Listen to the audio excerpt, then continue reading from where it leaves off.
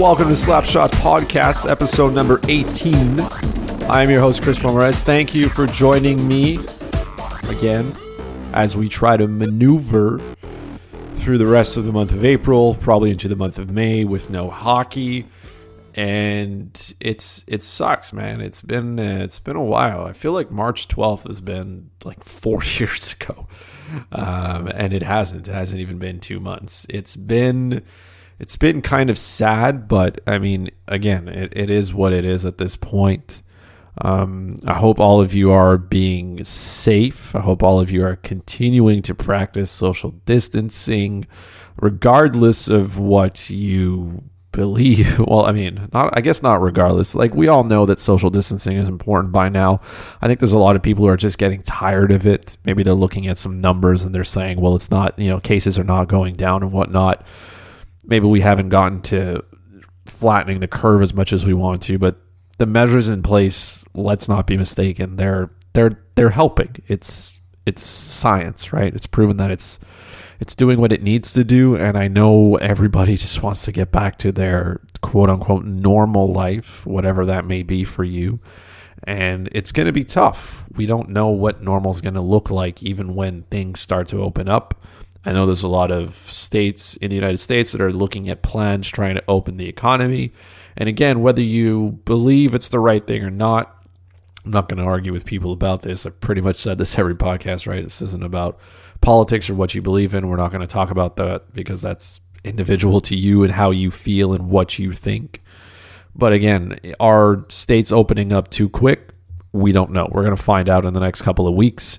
How that goes, if it was the right call, if it was the wrong call.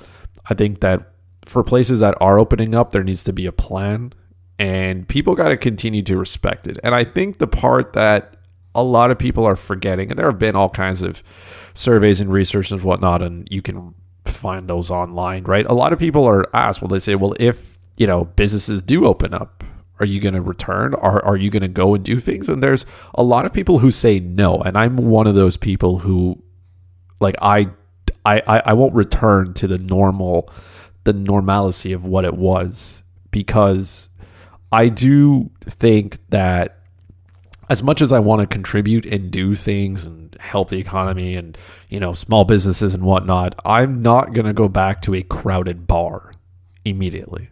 I won't do that, right? I mean, I have to get a haircut, so I might do that, but I'm not going to go to the mall and do things, right? If I can buy it online, I'll do that. So there's a lot of businesses who are, and again, I was kind of intrigued at it. You look at the people who are protesting. So there's this one picture of this lady out the passenger window. I think it's in Denver, and there's, a nurse. He's just standing there, and you see her yelling at him, telling him that she wants to go back to work. And I think that article pointed out a little bit about who she was and what, the people that are protesting. Some of these people are, business owners. They own, maybe they're massage therapists, maybe they're personal trainers. They own salons. Like, people, those industries right there are kind of people who are really affected. The same thing with, I guess, flight attendants, pilots, right? Like, they can't. It's really hard. Those are industries in itself where like, how are they going to reinvent themselves, right? Like, think of a movie theater. Are you going to go to a movie theater and watch a movie? Probably not. I mean, I wouldn't. Some of you might say, yeah, I'm going to do it, right? But even if you open up, let's say, a movie theater, right, and you don't get enough people going, well, there's some people who are not going to return to work, right? They're going to continue to be laid off. The same thing with restaurants and stuff. Maybe more people say, well, you know what? I'll order out. So maybe you don't need as many waiters and waitresses, right? You can open up the economy as much as you want, but if people don't feel safe going to these places, then it makes very little to no difference. Like I said, for me, I'm definitely not going to a restaurant, right? I'm not going to do that. I'll order out, but I'm not going to go sit in a crowded restaurant with people and breathing in the same air. And I mean, it doesn't seem fair. And I think, maybe younger people who feel immune to everything will say, well, I'm going to go do it, but I won't. Right. I mean, I think of people, let's say in Jacksonville where, beaches are open up and you see that it's crowded. Like, I'm not one of those people. I just think it's a little bit irresponsible. I understand, like I said, it's tough for people who are locked up in their homes They may not be getting a paycheck. And I mentioned it to a couple of coworkers. I said, it's a different reality for a lot of us depending on your financial situation, right?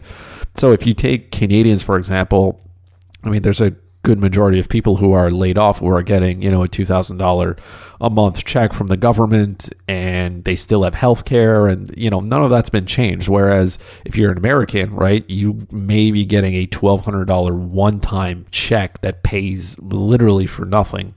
And maybe your state doesn't have, welfare or something, or maybe your state doesn't have unemployment. Maybe you cannot claim the benefits. Maybe you're literally living in a home where you can't make your mortgage payment, and you're not going to get any money. So it's a tough situation. And I think some people at this point are just saying, well, you know what, like, I could lose everything because I can't work. Just open it up, let us work, and we'll take that risk. And it's kind of sad, right? If you think about it, people are willing to risk their lives, possibly die so that they can get some type of help or just make some money so they can continue on living their life. And it's a tough choice to make. I guess people are weighing the risk and the reward. They're saying, well, if the mortality rate is what it is, about 1% or whatever it is now, they're going to say, well, I'll take the risk. I'll see if I make it out. Maybe I get sick. Maybe I infect my whole family. Maybe because I've passed it on to somebody else, I don't even know. Maybe they die from it. But that's the risk I'm willing to take. And in my view, it's selfish, but I understand why. They're being backed into a corner. What would you do if you were in that situation? What if you, let's say, are collecting $2,000 from the Canadian government and they weren't giving it to you? What if you couldn't get it? What would you do? You'd probably want to return to work as quick as possible and take the risk. There are lots of people who are going to return to their jobs once they open. And again, I understand a little bit about where they're coming from. Maybe I don't get the part where they're as desperate as other people are, because for me, I work. That hasn't changed. So, I'm considered an essential employee. I know some other people are as well. And I know people as well personally who are not, and they're collecting money from the government, and it's helping. It's some things. For some people, they say, well, it's a little bit less than what I was making per month anyway, so maybe the impact is not as big. Whereas some people, maybe it's half of whatever they're making, but they'll, find a way to be able to reduce their spending and make sure that they can, at least cover the basics. So the reality between Canada and the United States is totally different. And that's kind of why I think there's a lot of resistance in the United States, and there's a lot of pushback to governments who just, people are kind of telling them, we just want to get back to work. They're in a tough situation. That's all they can do. And I know there's a lot of them that probably don't believe what they're thinking, or they've just held on to this one fact of something where they're saying, well, look, maybe the mortality rate is, maybe they believe that, COVID-19 is less deadly than the flu, and we live, with the flu every day, and, the world doesn't shut down. But as we all know, that's, the flu and COVID-19 is not the same, right? It's just not the same. And again, I'm not going to go on explaining that. If you believe it's the same, that's your opinion, and I'm not going to change it, right?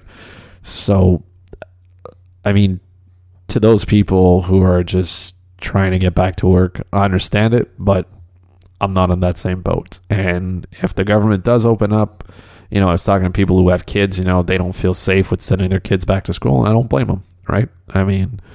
It's a tough situation for them to want to live with. And when you look at it as well, the United States has, I think they're coming up on 1 million confirmed cases, right? That's a lot of cases. That's a lot of people getting sick, right? New York's kind of slowly getting it under control, and it's been terrible in New York, right? So that's kind of where I am at this point. So if everything were to open up, I'd probably get a haircut. And that's really all I need. Everything else I can continue to do from a distance. Maybe that's, I've been doing things online anyways for a long period of time. I order stuff from Amazon, and if I can order it online instead of going to a store, I'll probably do that. I'll go to a store if, let's say, the shipping's too long, or if I want it right away.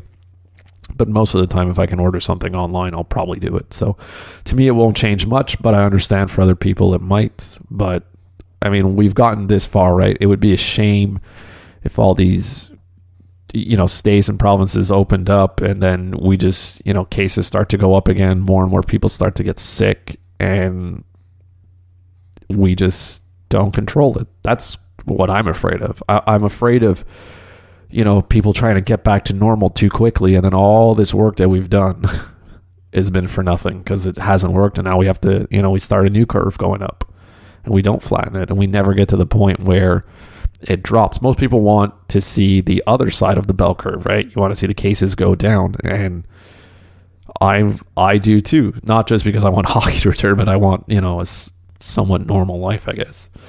But that's how I feel. I hope everybody, again, is being safe, and, let's see what happens in the next couple of weeks. Before we get into the main topic tonight, which is looking at, right, the NHL has some plans about how they're going to return, when they're going to return, and how they're going to put out that plan. That's what we're going to focus on today. I just want to give a shout out to Andrei Markov. He announced his retirement at the age of 41. Tremendous defenseman. It really sucks that he was unable to play 1,000 games in the NHL. He played 990. He was short by 10 games, and injuries played a part in his career. He played 16 seasons with the Montreal Canadiens. He was one of the, I remember Andrei Markov playing in a Habs uniform for ever, just forever. And he was quiet, obviously, if people who remember him playing, right, didn't say much, but he was one of those players that just made everybody around you better. The Montreal Canadiens had a good power play for a number of years because Andrei Markov was on it, right?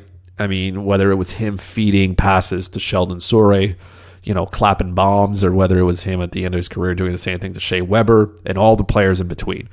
I remember vintage Markov being, he's on the left side of the power play, and then you just see him sneak down towards the goal, that cross-ice pass coming from the far circle, and boom, he puts it in the net.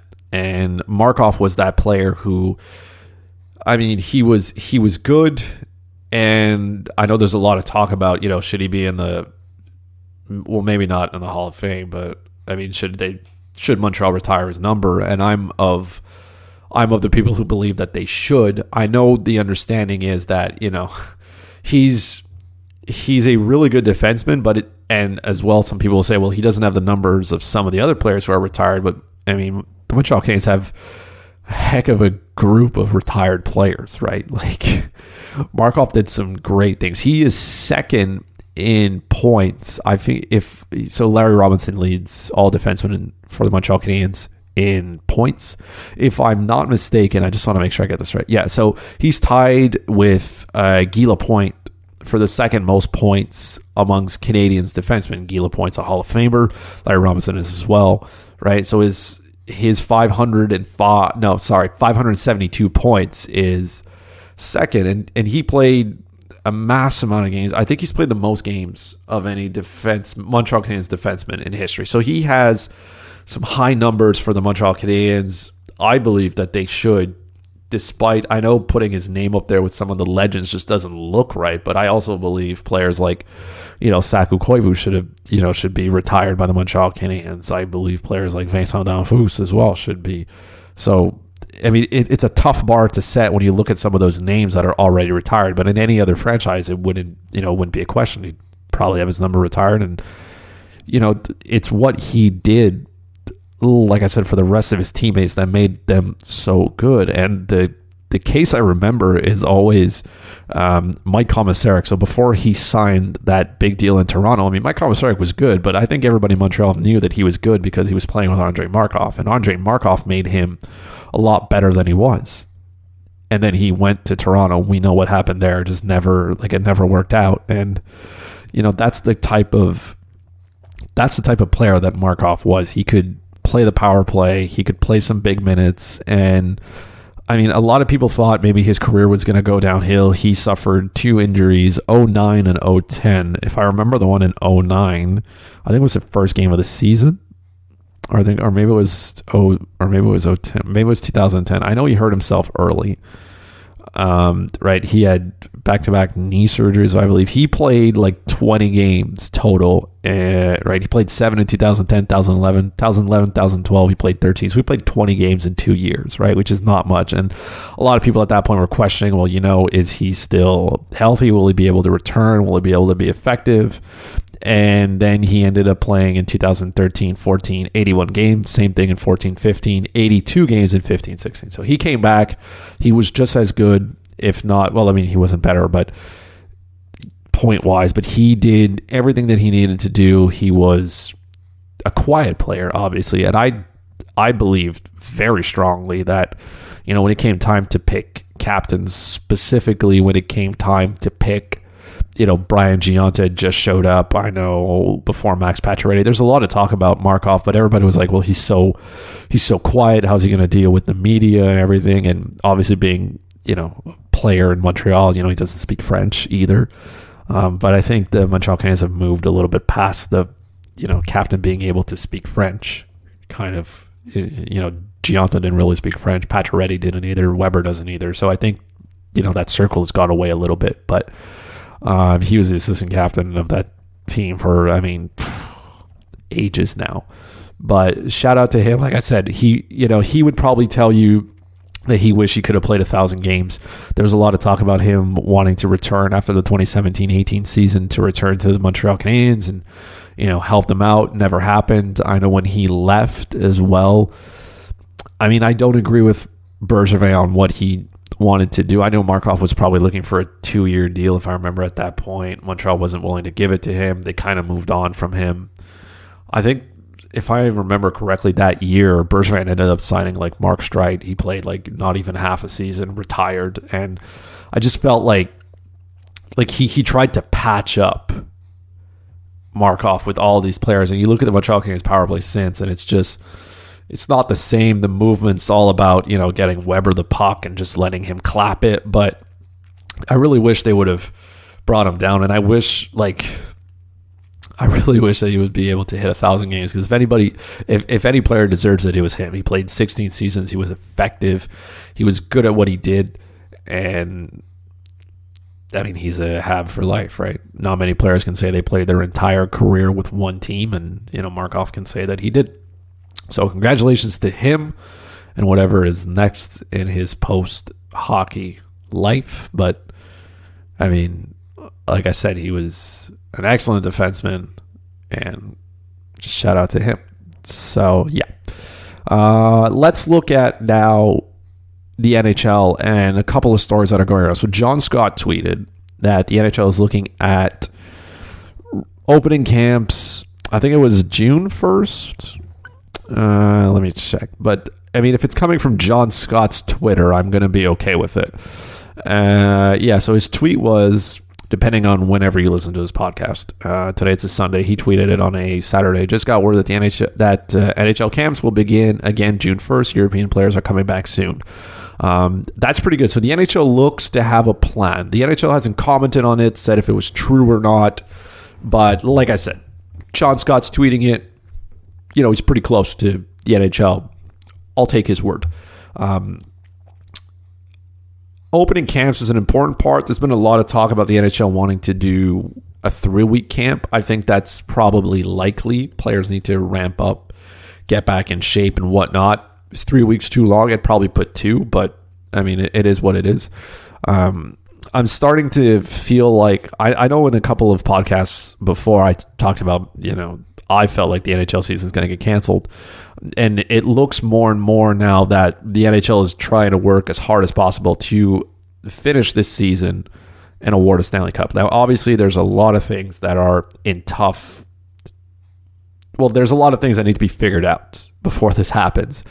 But the genuine idea that I get is that the NHLPA wants this to work. The NHL wants this to work. The players want to return playing hockey. Obviously, the NHL wants to make sure, obviously, there's sponsorships and whatnot. They want to get their league coming back as well. I think I was reading somewhere the NBA is looking at a May 1st opening up, letting teams come back and practice. And this all has to do, I guess, with where states are going to start opening up. So as they ease restrictions, right, I guess in these states, teams are going to allow, or the NHL will allow teams to open their practice facilities and get players going and whatnot. And that's important. Again, whether you believe that they should or not, I'm going to go with whatever the NHL wants to do at this point. I think they know best. It's going to be hard to make sure that all these players stay safe. I think that's the number one thing that they need to worry about. The idea has been floated around that they want to kind of focus on a couple of cities. So at first, a lot of people were talking about, maybe they just hold it in one city. But I think that's too hard for one city to just absorb every team. Right, you're talking about teams, you're talking about training staffs, you're talking about, I guess there would be media there. I don't know how that would work, but I mean, they got to be able to have the facilities in place. And so earlier stories were talking about maybe looking at a neutral site, right, like North Dakota and whatnot. And then Gary Bettman obviously shut it down. And I think his reasoning was good, right? And the theory behind not being able to play in neutral sites, if you're playing in a neutral site, it's obviously not an NHL city. Well, the facilities are not there, right? Especially in North Dakota or wherever you want to play. Think about all the stuff that goes on behind the medical staff and all those, right? Just having enough locker rooms and stuff. If you're playing in small NHL, not even NHL rinks, these cities don't have it. Playing at college hockey arenas is not, it's not good enough, right? TV cameras are not set up. You'd have to get all that going. So it makes sense for the NHL to want to return to NHL cities. Now, they're going to return to NHL cities that obviously the restrictions have been lifted. So you're looking at places. I know I've read a couple of articles that have talked about a couple of cities. There was one, I can't find it. I think it was Frank Saravalli at TSN who wrote about it. I could be wrong, though. But I did see it somewhere at TSN. They were talking about cities that could host it. Edmonton was being talked about as one of them. I think Pittsburgh was in there as well. Dallas was in there as well. Toronto was being talked about it. And basically what they're doing is they're looking at the number of, COVID cases that are there, active ones, and if they're going down and whatnot. I know Pennsylvania has a high amount, but where the Penguins play hockey, it's been relatively low. And a lot of this talk as well is making sure that you have not only that you have the facility to play in, right, the NHL rink, but you have stuff around it. So if you think of, if I was reading this article in Dallas, there's enough stuff around the NHL rink, hotels and whatnot to make sure that players can, be housed. Same thing in Edmonton, right? Toronto also makes sense. I think it's hard though for the province of Ontario. Just Toronto's been, I guess, a hot spot a little bit. Montreal has been up there. They've already been ruled out. That makes sense, obviously.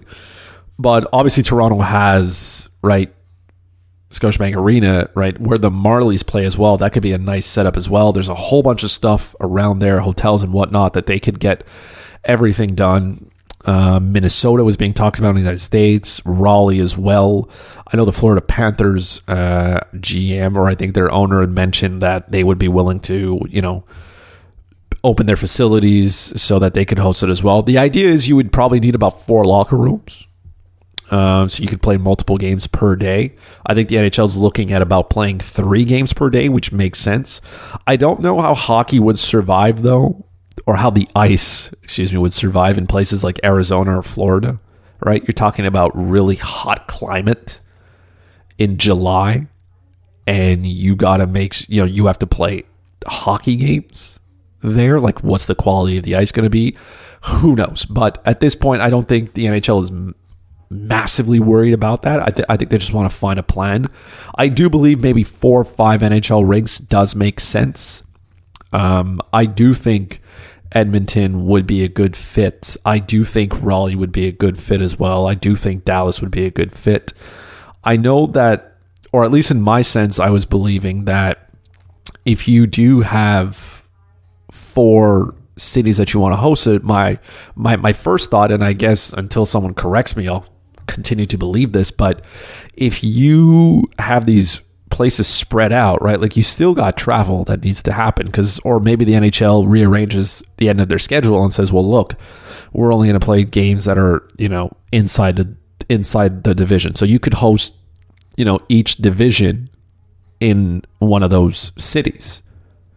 Because it wouldn't make sense to start getting all these teams to travel. Like if you're in Raleigh, let's say, and then, you have to play a team afterwards that's in Minnesota, like do you want to start putting them on a plane, getting all there? Like, I feel like that's an added danger for no reason. So I do think at some point, maybe the NHL will just rearrange their schedule. I don't know how fair that is, but at this point, they're just trying to get it figured out. And the NHL does want to finish this season, not just for sponsorship or whatnot, but as well, a lot of talk about maybe hosting the draft before the NHL season finishes. And I just don't see how that would make any sense whatsoever. Because if you're, let's say, a GM who traded, right, at the trade deadline, you traded a conditional pick based on how far you went into the playoffs, right? Well, if you hold the draft before that ever happens, like, how does the condition on that pick work?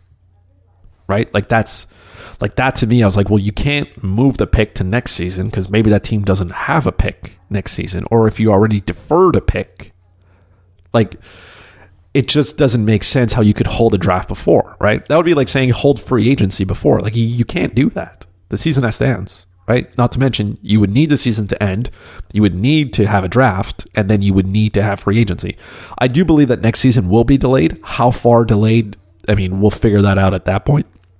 I do think the NHL wants to resume its regular season. Do they play all the way up until 82 games? I don't know. Do they play maybe 6 or 7 games left? Who knows? But I do think that next season is going to be delayed. I guess they could start in November. They could probably start in December, condense the schedule again, and just play it out, skip the All-Star game or whatnot. But there's a lot of things that need to be figured out. But I do think that the idea of these, what they're called hub cities, is the best case scenario. Brendan Shanahan talked about it. I don't know. I don't remember where I watched that. I think it was Sportsnet. He talked about this being the best idea of it. It's the one that makes the most sense. And he had mentioned it about bringing each division to that hub city, which is what I was thinking already. But will that happen? Who knows? But something needs to be in order where you can make sure that this is safe. You would probably have to as well. European players have to come back, right? So I don't know how many Europeans are in Europe. You'd have to test them, obviously, right? Do you want to start giving out tests to NHL players? I mean, it is what it is at this point, I guess. So that would be that. But I want it to work. Let's not be wrong. As much as I think maybe that this, the NHL season doesn't happen, there's a part of me, like I said, that believes that it does, just because states are opening up, and like the NBA said, the NHL is going to follow whatever the state guidelines are, and as states continue to open up and ease restrictions, then players can get back to it, and the NHL can get back to their normal routine. But you do need to make sure that all 31 teams are safe. You need to make sure that their players are safe. You need to make sure the referees are safe and whatnot. There's a lot of moving parts here, right? And you got to, right? Obviously, you have to hold it in states and provinces that have eased restrictions, where you can open hotels and whatnot and make sure that these players are, housed there and that they can, be somewhere. And it's tough. I mean, you're going to have to play multiple games on an ice. And I mean, most players are used to playing hockey at, 7 p.m. local time, or maybe 6 or whatnot. Now you're going to, how early is your first game? Is your first game going to be at 12 or 1 o'clock Eastern? Then another one at 4, then another one at 7? I mean, it's possible, right? You can fit in a whole bunch of those games. And what's the quality of the ice going to look like if you're playing 3 games on it every single day in the middle of July heat in some places? You can't just, I mean, like I said, that's one part where you have to make sure that the ice is in good condition, but I don't think that's what the NHL is worried about now. I think they're trying to make sure that this hub city plan works. I think there's a possibility for it to work. I think this goes hand in hand with whatever the states are working on. Whether they believe that they can get this done is another part, but it's going to move forward. And I mean, I would be the happiest person of all if the NHL does confirm that, as of June, they're going to open training camps. And by July 1st, you start playing hockey. Hopefully you can finish the season at, by the end of August, right? Hand out Stanley Cup as well. And then maybe September, you have your draft free agency as well. And then maybe you get your season going on November 1st or December 1st. And then you play a shortened season again. Maybe, does the NHL want to play 82 games next season? Probably. But at that point, what is the NHLPA going to say? You basically have no offseason, right? Let's not also put players in danger as well. You're going to be, the NHL is the creme de la creme of the league. Do you want your players playing intense hockey 12 months out of the year? I don't know how that's going to work as well. If the Players Association is going to get on board with that, if players are going to get on board with it. But I think there's a genuine interest in wanting to make this work from both parties. And I mean, again, it is what it is, but I hope that we can return to some hockey. Selfishly, I want that because I miss hockey, man. Just like all other people miss whatever their regular routine was. I like to come home and, I would set up, have dinner, and then watch the 7 p.m. game. And then I'd probably watch the 10 p.m. game. When I was finishing later, right, 9:30, I used to come home, watch the late game, whatever San Jose game was on or LA Kings game. I've watched a lot of West Coast games because I used to, finish late and then come home, and that's the game I would watch. But, I mean, it's been tough not having any sports. Like, I watched the NFL draft just because I wanted to watch something, which, by the way, the NHL is looking, segue here, right? There's things that the NHL could learn from about how to host a draft virtually at that point. The NFL did a pretty good job of it. I'll give them some credit. I think the NHL could learn something from that. I think they can do the same thing. Is it ideal? No, but it gets the job done. So they can go with that. And yeah, that's how I see this. That's how I see all this going down.